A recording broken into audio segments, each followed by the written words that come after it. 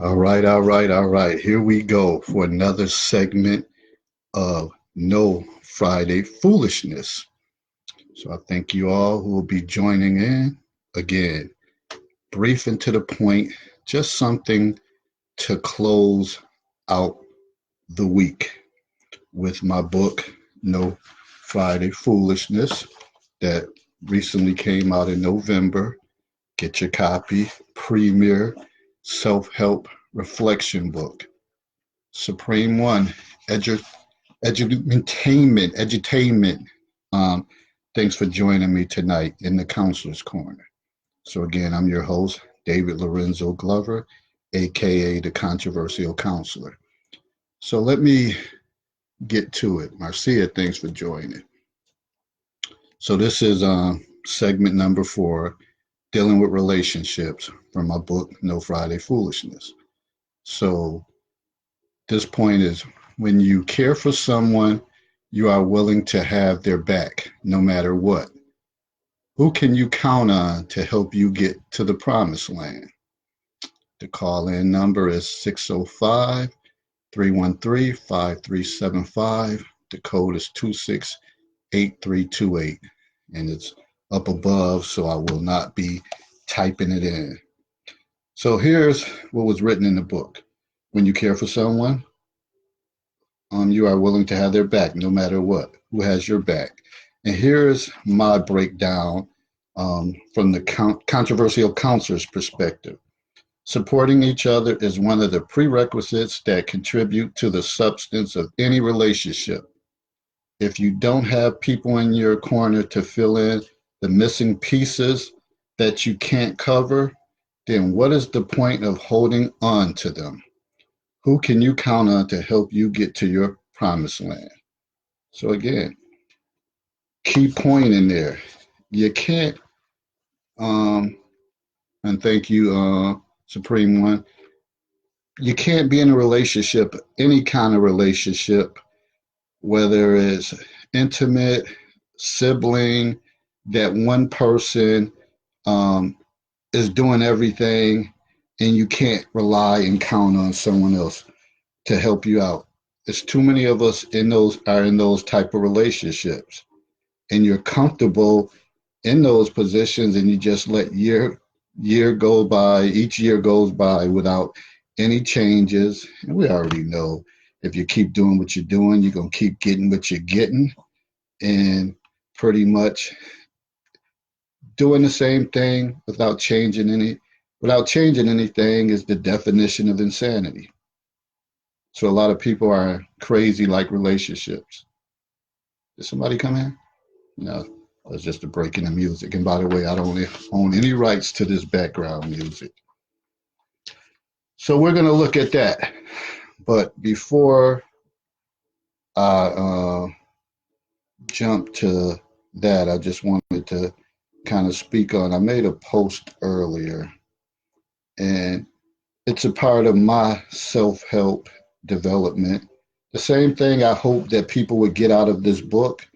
Uh, Everybody needs some things they need to reflect on as far as self help and reflection, growth. So let me, I just had it up, don't mind me. I made a post, I just kind of wanted to read that. But for whatever reason, don't seem like. Uh, and listen, people, whoever keeps sending these damn thug life requests, I'm not about that life playing these games. So I don't know how to get rid of it. If somebody could give me some feedback on how to get rid of that, I would greatly appreciate it because it's rather annoying. I don't play games. I stopped playing games once Atari went out of style. All right. So we had Lanice join us and Sandra Princess Brown. Thanks for joining. So earlier I made a post. Like I said, this is part of my self development. I said someone has to be that trailblazer to turn their family misfortunes around and start to build a financial legacy for upcoming generations. I will put that burden on my shoulders as the oldest grandchild to Joe and Mary Huggins, my grandparents. It may require me to back away from my normal conversations here, my normal posting, maybe some of my normal regular times I go live, like on Mondays. I'm just not going to be able to do that because I have to train my mind and go elsewhere. And it's more of a financial route to start mastering that.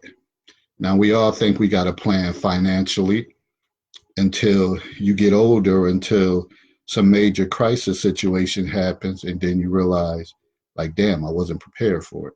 Faith, thanks for joining me, and Dara, thanks for joining as well. So I said, it may require me to back away from my normal conversations I have on here and to build up my financial knowledge elsewhere. 2020 has to look different for me, and my role is to make it look different for others as well. And that's my thing. Like it's time. I've been in conversation with a couple other leaders that I know that are doing well financially, and I am trying to get on board with that.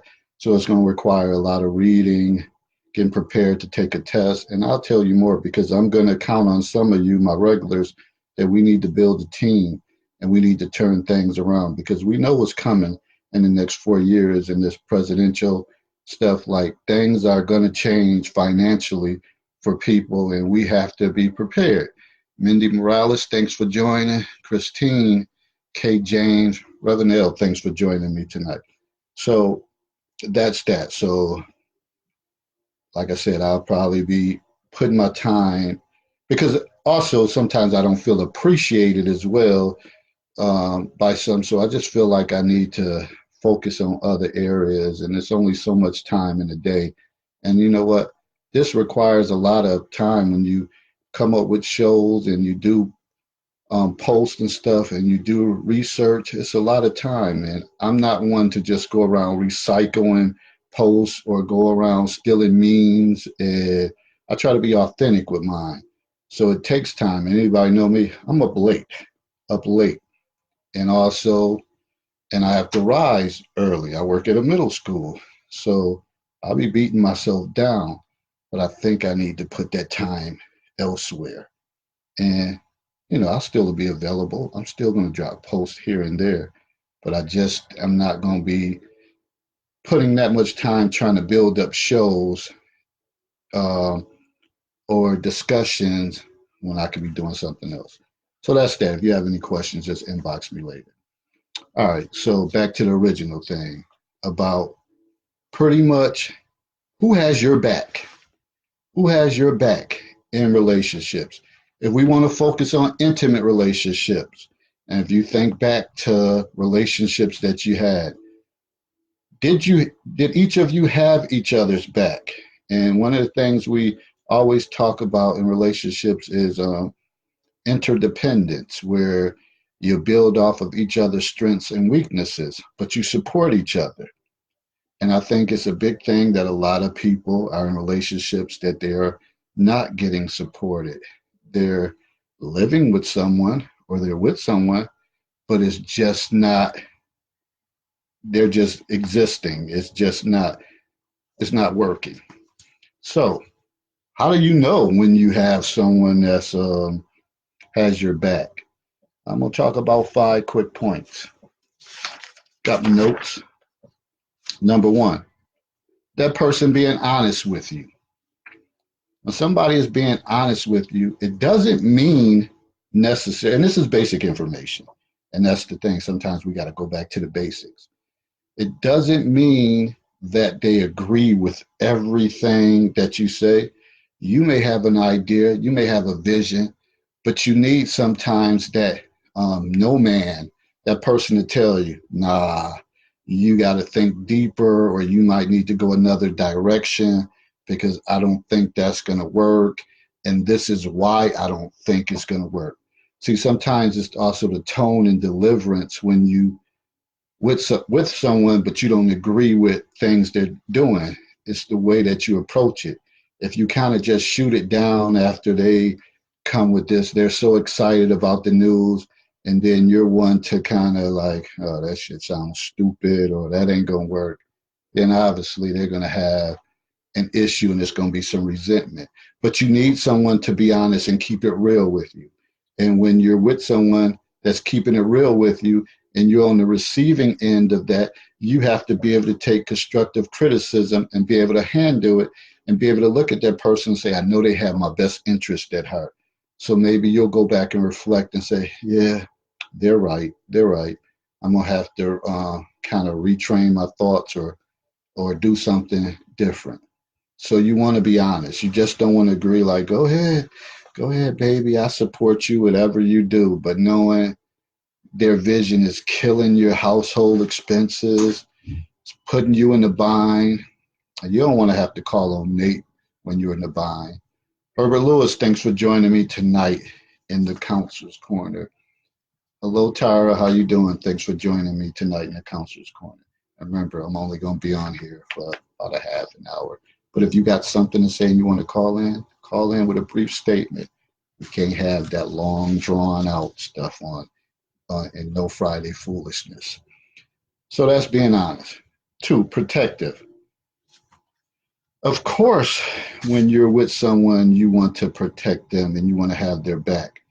Case in point, sometimes there's might be issues with your mate and you not getting along, or your family doesn't like that person, or sometimes y'all at a gathering and somebody might seem like they're double teaming or ganging up on your mate. You need to have their back. He said my Sixers took an L last night. I didn't even look at the scores last night, but they've been taking a lot of L's. They're not playing to where they're supposed to be, playing to the standards they're supposed to be playing. Hey, Kelvina, thanks for joining me tonight. Sharon, thanks for joining me tonight, and happy belated birthday, Sharon. All right, so you need to have their back. You shouldn't let nobody gang up on your partner, your mate, your husband, girlfriend, woman, man, whatever you want to call it. It's times that you may know that your family or other people, friends may be right, but at least at that time, you need to support them. And then maybe once y'all get together, y'all can kind of reflect and brainstorm on some of the things that was being said. And that's the only way I could put it, because if you kind of jumping on with your friends or family and making your mate feel like shit, that's going to lead to resentment and big problems. So you need to have their back, because for me, I'll go out with mine. We will go against the whole world. That's just my mentality. Now, then afterward, we might reflect and kind of, like I said, look at some of the things that was said and say, yeah, you might have shouldn't have did this or did that. But right there in the heat of it, I got your back. I got your back. And I would expect someone to have my back, because I don't think people should be attacking each other like that anyway, but we know it happens. So you got to protect each other's back, front and back. Quana McLeod, thanks for joining me. And Sharon said, thank you, you're welcome. So make sure you protect as far as that. Being supportive, having your back does mean that your spouse will support you, even if they don't understand you. So some things you may just not understand and you may need a clearer explanation. But if it's something that you or your spouse or mate is passionate about, then you got to roll with it. And like I said, my grandmother always said, if somebody can't help you cross that bridge, you need to go one way and they go the other way. And you need to be in supportive, strong, healthy relationships. Because other than that, if you're not supporting each other, there's no point at all of being together. And sooner or later, it's about breaking off. To defend in public, criticize is private. And that's true. You may not agree with them. You may agree with them in public, but then when you get together, that's when you could say, well, this could have went different, or you could have handled it like this. But you don't want to kind of jump on whoever is attacking that person and kind of alienate your partner, and they feel like it's them against the world. That wouldn't be a good look. So be supportive. You have to be supportive. Team players. There's too many bosses around and who want all the glory and the shine and not being team players, and that's a part of that interdependence. Not saying, "Oh, I'm a woman. I got a good job. I make good money. I don't need you. Uh, I'll be fine by myself. You can get out whenever you want to." Karshawn Allen, thanks for joining. That's not the attitude of a team player because every person brings something to the table. Some people may bring minimum, but that what they do bring may be something vital to the relationship. So you need to build off of each other's strengths and weaknesses and know that you need each other. I'm so damn sick of people talking about what they don't need and when these entertainers come out with these songs about being independent and all that, stop. Just stop. Men need women, women need men. If you say you don't, you're a fool in sheep's clothing. Yeah, I said it. C2, the controversial counselor. It's something that, and then I ain't talking about physical elements, sexual. It's just other intangible things that you may need. You may be a guy that's or a woman that gets worked up, get all upset, anxiety kicks in, and your mate is like the calm to your storm. They know what makes you tick, and they're one that support you and tell you to relax. You got this. Calm down. Everything's gonna be fine. Uh, we have to do a better job of being team players. Everybody brings something. When you think of sports, it could be people who don't even get in the game, but they're good practice players and they do other intangible stuff. They may be like the sort of like the person that brings everybody together. And I can give you, we still got time. I can give you an example of that. Um, Back in my high school days, I played for a state championship team. We went 27-0. But throughout the season, we had a lot of trials and tribulations and a lot of friction. We were like, it was chaotic with our team. Our starting five, or mainly our starting four, hung together. And those were my boys, hung together tight for years, been together, spend the night with each other, hang out, just chill together, related, good friends for years. I quit in the 11th grade because we had a lot of dysfunctions in the 11th grade, and I chose to quit and step away because I didn't like the things that we were doing. I'm not going to speak on that right now. Uh, so Marcia said, "How do you move forward with someone uh, you have a passion about, but your husband never truly supported you? Could I be wrong if I feel that was he need to control was his need to control or steal my joy?" All right, I'm gonna get to that. And Sandra said, "So when do this start?" Um, David Lorenzo Glover. Sandra, I don't know what actually you're speaking on. Like, so when does this start? So you got to explain yourself. But to Marcia, how do you move forward with someone? Well, I guess when you're sick and tired of being sick and tired, if someone's not supporting you and it's something you're passionate about and you feel they're trying to control you, because sometimes you may be with someone who doesn't want you to move forward. You may have a goal to say, I'm going back to school because if I take this, my supervisor already told me I'm going to be up for a big raise. And they're like, they get a big raise. Well, damn, she's going to be making more than me. What does she need me for? Now they're feeling insecure. So they're doing everything possible to make this an obstacle for you and make it difficult for you. Well, I guess you have some talking to do or soul searching to realize like what's more important. Because if you lay it down and tell somebody something is really important to you and you're passionate about it, and they kind of tell you, screw you, and they still remain in their same stance, sometimes you got to walk. Sometimes you got to walk. And that may depend on your maturity level of how old you are, if your are in order to make that move. Some people are not in a position to make that move, and that's why they stay with people year after year, and it just gets uglier and uglier. Herbert said, find someone who shares your passion. Your mate may not always support your move. It's when they try to block it that you need to be concerned.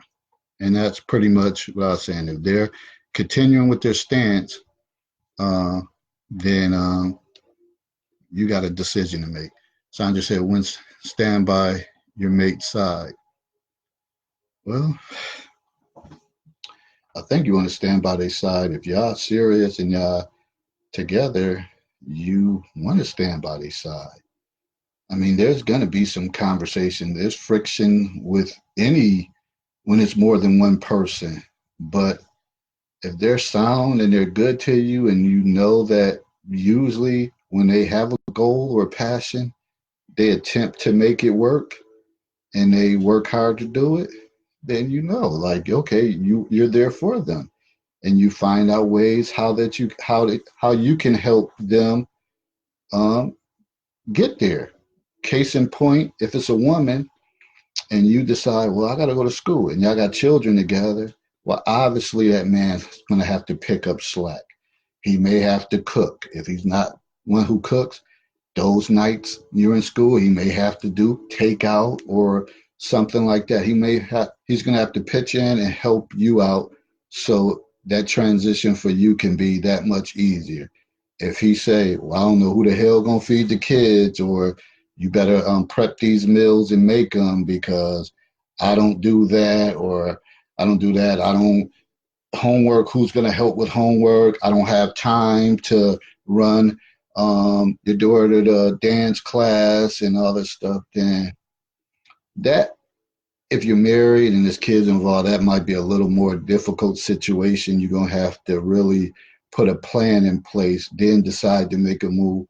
But essentially, you don't want to be around toxic people like that. You just going to have to make a move sooner or later. And that's just how it is. All right, so we talked about team player, trustworthy. Obviously, you have to be able to trust that person and believe that they have your best interest at heart.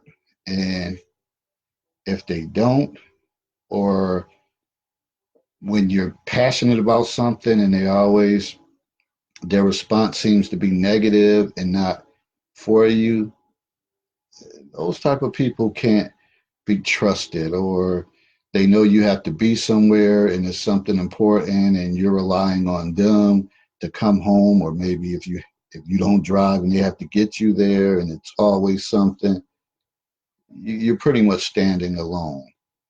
Or it may be something related to work and all the other your coworkers have their spouses there, and he or she finds a reason not to come, even if they say, well, I'm not good around people I don't know. That shit can't fly. They need to be there and fake it till they make it or something. So, just some pointers for you to think about with the No Friday Foolish segment. Again, who has your back? Who has your back? I made a post, goes both ways. Yes, Sandra, I've said it goes both ways. It's not a one-sided thing. We've been talking about the teamwork. It's both. It's two individuals. That's what make it click. I made a post the other last week, and I said, man, I think about people. I don't care if they listening. They know I don't care. They know I ain't never give a damn when we used to hang out. That it was people that you would go to a foxhole with. But now as you get older and you do different things, you're like, shit, I can't trust them to go to the store with. It was something. It kind of rhymed. It was kind of like rhythmatic that I had posted, but the gist of it was saying is you just don't know who has your back, especially when you're trying to do something outside the box and not the normal stuff. And you'll see that by the way that people respond or by the way that they act. Case in point, me selling books. And, you know, I'm not one to come out with a book every 2 or 3 months. I'm not always trying to hit someone on the head for to support me with this and that. These usually is something a book may come out every couple years. I don't give a damn if someone, some of my people, if you wrote a book and it wasn't something I wasn't interested in, I'm still gonna get it because it's by you and you my peoples. I love you. I'm gonna get it. I'm gonna support it. I'm gonna talk it up. That's what you do. That's what you're supposed to do. I don't care about what people say. Well, family and friends are one that really don't support you. That's bullshit. And if I can't deal with these people, like I said, 2020 is time to be on some different stuff. I can't deal with those type of individuals. I can't sit and have a meal with them knowing they don't have my best interest at heart. And I don't care who you are. It's just that simple because nobody's helping you pay your bills. You came in this world by yourself, you'll go out by yourself. So I think some things should just be a given, which is not always the case. All right, that's my little rant. So feel free to keep chiming in. I'll throw a watch party a couple times. It'll be posted to other sites, but that's where I'm at with that. Who has your back? Start thinking about that as you move forward and you come up with goals and you're trying to progress. Who has your back? Look at that person. Think about it. Your mate, family members, friends, co-workers, and sooner or later, you have to weed some of those folks out. So with that said, I'm out. I'm thanking everybody who tuned in on this No Friday Foolish segment as we close out another week. And I'll be back in touch. And everybody be safe. Have a great weekend. I'm gonna have a good start because our kids tomorrow get out. It's a half a day for them, so that's wonderful. So that's starting off the weekend right. All right, good people. Again, thank you, and I'm out, and I'll talk to you soon. Peace. Be easy.